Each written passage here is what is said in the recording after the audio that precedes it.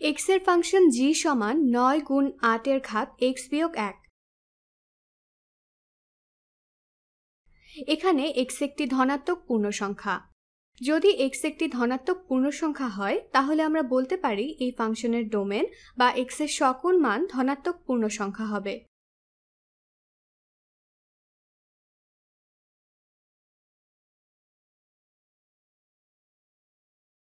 তাহলে 1 2 3 4 5 এভাবে চলতে থাকবে। এই ফাংশনটি সুনির্দিষ্টভাবে সংজ্ঞায়িত করা আছে। আমি এই একই ফাংশনকে সরাসরি সমীকরণ রূপে প্রকাশ করতে চাই, যেন x এর একই মানের জন্য এই সমীকরণে ফাংশনেরও একই মান পাওয়া যায়। চলো প্রথমে x এর বিভিন্ন মানের জন্য কি কি মান পাওয়া যায় তা দেখি। একটি ছক এঁকে নিই। x এর বিভিন্ন মান এই ফাংশনের সমীকরণে বসালে কি কি মান পাওয়া যেতে পারে চলো দেখি। এখানে ডোমেনগুলো ধনাত্মক পূর্ণ সংখ্যা হবে। চলো কয়েকটি মান নিয়ে কাজ করি। 1 2 3 4। এবার চলো বের করি x এর এই মানগুলোর জন্য ফাংশনের কি কি মান পাওয়া যায়। x এর ফাংশন g। তাহলে যখন x এর মান 1 তখন ফাংশনের মান হবে 9 গুণ 8 এর ঘাত 1 বিয়োগ 1 বা 9 গুণ 8 এর ঘাত 0 বা 9 গুণ 1। তাহলে ফাংশনের মান হবে 9। x সমান 2 হলে ফাংশনের মান কি হবে? তখন এখানে হবে 9 গুণ 8 এর ঘাত 2 বিয়োগ 1 বা 9 গুণ 8 এর ঘাত 1 বা লেখা যায় 9 গুণ 8 সমান সমান 72। একটু অন্যভাবে লিখি চলো। এখানে শুধু 9 গুণ 8ই লিখে রাখি। 9 গুণ 8। এখন x এর মান 3 হলে কি হবে? তাহলে এখানে তখন হবে 3 বিয়োগ 1 সমান 2। তার মানে এখানে 8 এর ঘাত হবে 2। তাহলে এখানে আমরা লিখব 9 গুণ 8 এর ঘাত 2 বা 9 গুণ 8 গুণ 8 এভাবে লেখা যায়। আমার মনে হয় তুমি প্যাটার্নটি ধরতে পারছো। যখন x এর মান 4 তখন 8 এর উপরের ঘাত হবে 4 বিয়োগ 1 বা 9 গুণ 8 এর ঘাত 3 বা লেখা যায় 9 গুণ 8 গুণ 8 গুণ 8। এটা দেখে আমরা বুঝতে পারছি কিভাবে ফাংশনটিকে সরাসরি সমীকরণ রূপে প্রকাশ করা যায়। প্রথম রাশিটি খেয়াল করো। যখন x এর মান 1 তখন ফাংশনের মান 9। এরপরের প্রতিটি রাশির ক্ষেত্রে 8কে পূর্ব রাশির সাথে গুণ করা হচ্ছে। 8 গুণ পূর্ব রাশি, 8 গুণ পূর্ব রাশি, 8 গুণ পূর্ব রাশি। চলো এখন ফাংশনটিকে সরাসরি সমীকরণ রূপে প্রকাশ করি। প্রথমে মূল রাশিটি লিখে ফেলি। তাহলে আমরা বলতে পারি x এর ফাংশন g। আমরা এখন মূল রাশিটিকে সংজ্ঞায়িত করব। রাশিটি হলো 9 যখন x এর মান 1। ফাংশনের মান হলো 9 যখন x এর মান 1। তাহলে আমরা মূল রাশিটি পেয়ে গেলাম। এখন আমরা পরের রাশিগুলোর ক্ষেত্রে দেখব তা কার সমান। নিচের দিকে খেয়াল করো। এখানে x বিয়োগ 1 এবং এখানে x।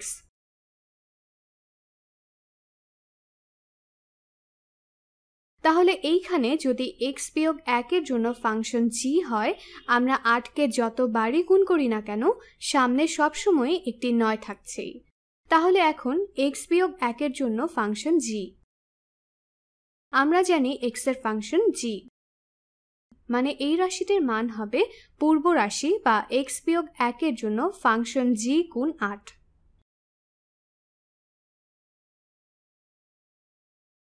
আমরা এটি এখানে লিখতে পারি গুণ 8।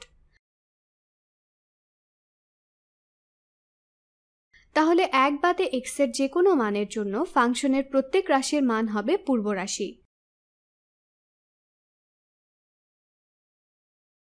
নীল রং দিয়ে লিখি x বিয়োগ 1 এর জন্য ফাংশন g গুণ 8 যখন x এর মান 1 এর চাইতে বড় হয় বা x একটি ধনাত্মক পূর্ণ সংখ্যা যার মান 1 এর চাইতে বড়।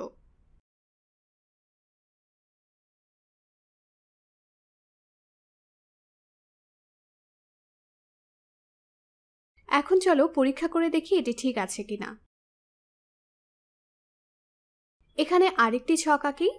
আবারও এখানে লিখব x এবং এখানে ফাংশন। কিন্তু এবার আমরা ফাংশনের মান সমীকরণ থেকে সরাসরি বের করব।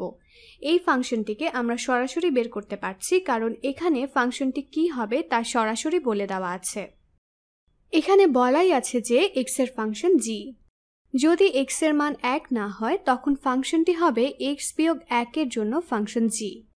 যখন x এর মান 1 তাহলে 1 এর জন্য ফাংশনের মান হবে 1 সমান সমান 9। খুব সহজেই এটা আমরা বের করতে পারলাম। x এর মান 2 হলে কি হবে? যখন x এর মান 2 তখন এটি আর কার্যকর থাকছে না, তখন আমরা এই সমীকরণে চলে যাব। তাহলে যখন x সমান 2 তখন এখানে হবে 2 বিয়োগ 1 এর জন্য ফাংশনের মান। এটা লিখে নেই আগে। সমান সমান 2 বিয়োগ 1 এর জন্য ফাংশনের মান গুণ 8, বা 1 এর জন্য ফাংশনের মান গুণ 8। 1 এর জন্য ফাংশনের মান কি ছিল? 1 এর জন্য ফাংশনের মান এখানে দেওয়া আছে। 1 এর জন্য ফাংশনের মান হলো 9। তাহলে এখানে আমরা লিখতে পারি 9 গুণ 8। এই মানটি আমরা আগে পেয়েছিলাম এবং সেখানেও 2 এর জন্য ফাংশনের মান এটাই ছিল। চলো লিখে রাখি।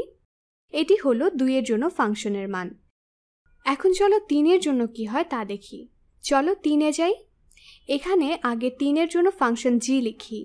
3 এর জন্য ফাংশনের মান হবে 3 বিয়োগ 1 এর জন্য ফাংশনের মান গুণ 8, বা 2 এর জন্য ফাংশনের মান গুণ 8। 2 এর জন্য ফাংশনের মান কত? আমরা মান আগেই পেয়েছি যে 9 গুণ 8। তাহলে এখানে হবে 9 গুণ 8। এটি হলো 2 এর জন্য ফাংশনের মান আবার গুণ 8। দেখাই যাচ্ছে প্রতি ক্ষেত্রে আমরা একই ফলাফল পাচ্ছি।